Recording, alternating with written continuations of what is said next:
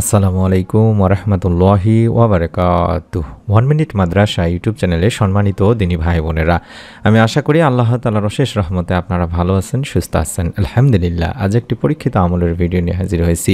পবিত্র মঙ্গলবার দিনে ও রাতে যখনই সময় পাবেন, কষ্ট করে ছোট্ট একটা দোয়ার আমল অন্তত 100 বার করে পাঠ করবেন। আল্লাহ তাআলা চাহে তো আপনার পরিবার সংসারে ইনশাআল্লাহ গায়েবী রিজিক আসবে, গায়েবী ধন সম্পদ দেবেন, গায়েবী সাহায্য পাবেন। মনের মধ্যে 100 বার বিশ্বাস নিয়ে আপনারা আমলটি করলে আল্লাহ তাআলা আপনাকে নিরাশ করবেন না ইনশাআল্লাহ। গায়েবের মালিক হলেন একমাত্র আল্লাহ, আর তাই গায়েব থেকে কিছু পেতে আল্লাহর দুয়ারে ধর্ণা দিতে হবে, তাকে ডাকতে হবে একমন চিত্তে, জয় করে নিতে হবে মহান প্রভুর মন। তাহলেই আপনি গায়েবী ধন পাবেন, গায়েবী ধন সম্পদ পাবেন, রহমতে ভরপুর হবে আপনার ইহকালীন এবং পরকালীন জীবন। গায়েবী ধন পাওয়ার জন্য বেশ কিছু রাসূল সাল্লাল্লাহু আলাইহি সাল্লাম এবং যুগের উলামায়ে কেরামগণ শিখিয়ে গিয়েছেন আমাদের। সেখান থেকেই 2-1টি দোয়া আপনাদের জন্য আমরা তুলে ধরলাম। আশা করছি এই দোয়ার মাধ্যমে আল্লাহ তাআলা আপনাদেরকেও গায়েবী রিজিক প্রদান করবেন ইনশাআল্লাহ। তবে সবার আগে আপনাদেরকে যে আমলটি করতে বলবো সেটা হলো ইস্তেগফারের আমল।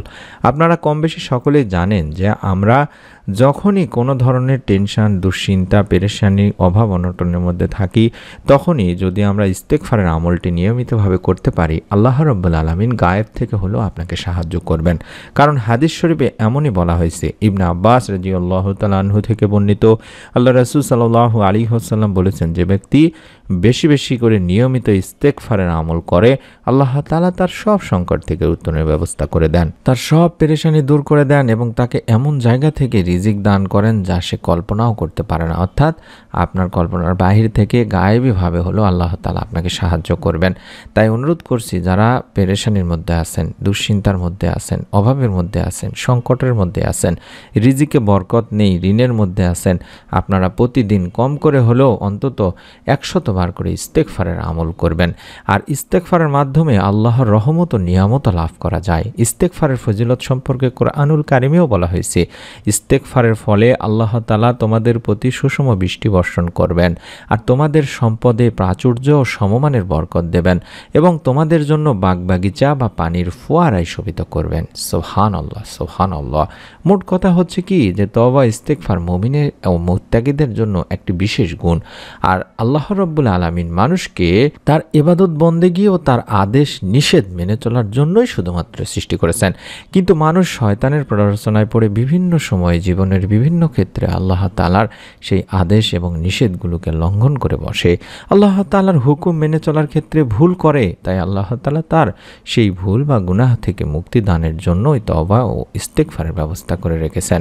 আল্লাহ তাআলা বলেন, যদি তোমরা আল্লাহ তাআলার কাছে ক্ষমা চাও তাহলে আল্লাহ অবশ্যই তোমাদের ক্ষমা করে দেবেন।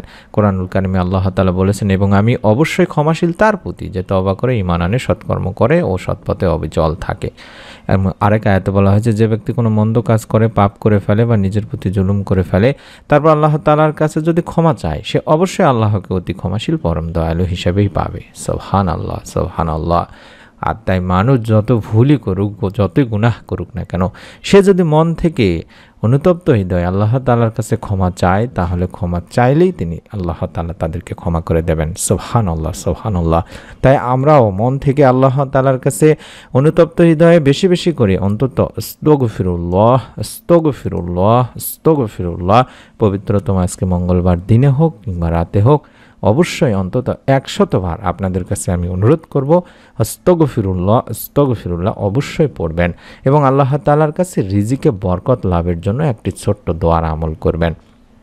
যেই দোয়ার আমলের ওসিলায় আল্লাহ তাআলা পরিবার সংসারের রিজিকে বরকত দিয়ে থাকেন, বান্দার অভাব অনটন দূর করে থাকেন। আর সেই দোয়াটি হলো সুবহানাল্লাহি ওয়া বিহামদিহি, সুবহানাল্লাহিল আলিয়্যিল আযীম ওয়া বিহামদিহি, আস্তাগফিরুল্লাহ। আশা করছি এই দোয়ার আমলটি আপনারা 3 বার অন্তত পড়বেন। সুবহানাল্লাহি ওয়া বিহামদিহি, সুবহানাল্লাহিল আলিয়্যিল আযীম ওয়া বিহামদিহি, আস্তাগফিরুল্লাহ।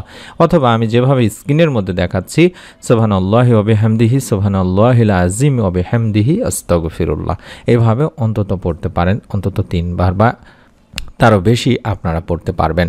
এই দোয়াটিতে আমরা বলছি বা এই দোয়ার অর্থই হচ্ছে আল্লাহ তাআলার পবিত্রতা বর্ণনা করছি এবং তার প্রশংসা গীতির সাথে তাকে স্মরণ করছি।